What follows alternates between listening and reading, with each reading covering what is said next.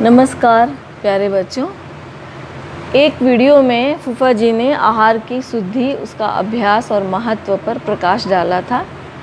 आज हम आपको बच्चों बताने जा रहे हैं विहार की शुद्धि। विहार मतलब जब हम सोते हैं उसकी शुद्धि कैसे होती है। तो सर्वप्रथम तो मैं आपको ये बताना चाहूँगी कि दिन भर के सारे काम करने के बाद जब आप स्कूल से घर आते हैं, खाना खाते हैं, उसके बाद रात को सोने जाते हैं, बिस्तर पर सैया पर सोने जाते हैं, तो चुपचाप बैठ जाइए, आँख बंद करके, चाहे बिस्तर पे ही आप बैठ जाइए, आँख बंद करके ईश्वर से प्रार्थना कीजिए कि हे प्रभु, मेरा जो आज का दिन जैसा अच्छा गुजरा और जो मैंने उसमें अच्छे कार्य किए वे सब आपके चरणों में सादर समर्पित हैं। और फिर बच्चों, जो गलत काम आपने किया है, किसी का दिल दुखाया है, किसी से लड़ाई की है या किसी को धोखा दिया है या झूठ बोला है, तो उसके लिए ईश्वर से आप क्षमा मांगें कि हे प्रभु, मुझे क्षमा कीजिए, आज मुझसे ये गलती हो गई है। फिर उस वाली चीज़ को अर्पण करने के बाद, भगवान को बोलने के बाद, इस गलती को कभी दोहराएं नहीं तो आपकी विल पावर बहुत ही कमज़ोर हो जाएगी। फिर उसके बाद आप अपने इष्ट देव, यानी जिन भगवान को आप अपना फेवरेट गॉड कहते हैं, जिसको आपने अपना इष्ट बनाया है, उनकी याद करते करते सो जाइए।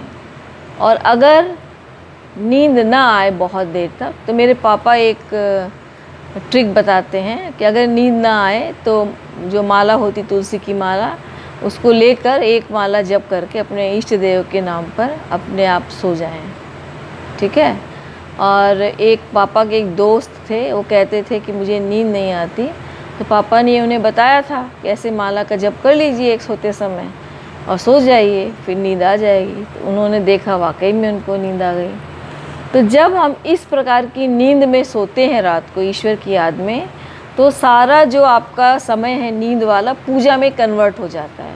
चाहे 6 घंटे की नींद लें, चाहे 7 घंटे की नींद लें, तो आपका जो सोना है वो ईश्वर की याद में जो सोना है, इसका मतलब वो पूजा में कन्वर्ट हो जाएंगे। और आपको स्वप्न भी खराब नहीं आएंगे, बहुत अच्छे स्वप्न आएंगे, है ना। तो मेरा ये कहना है, इसी को कहते हैं विहार की शुद्धि, है ना। इसी को कहते हैं विहार की शुद्धि। तो बच्चों, और दूसरी बात मैं एक और कहना चाहूँगी कि जैसे ये काम मैं तो नहीं करती, लेकिन अगर आप कर सकें तो करिए। रात को सोते समय बेड पर मोबाइल मत देखिए। पूजा करने के बाद आराम से सो जाइए। मोबाइल देखेंगे तो उन्हीं विचारों में आप सोएंगे, तो वही विचार आएंगे। मैं भी नहीं कर पाती है, मुझे भी सीखना है, पहले मैं करूँगी, फिर आपको फिर से दोबारा बताऊँगी कि रात को सोते समय बिस्तर पर मोबाइल ना देखें, ईश्वर की गहन याद में सो जाएं। आपके स्वप्न बदल जाएंगे, आपके विचार अच्छे होंगे, आप अच्छे इंसान बनेंगे और देश के लिए एक कंस्ट्रक्टिव काम आप करेंगे। तो बस इतना ही आज कहना चाहूँगी। विहार की शुद्धि पर भी जोर दीजिए। परमात्मा तू ही है, तेरी इच्छा पूरी हो।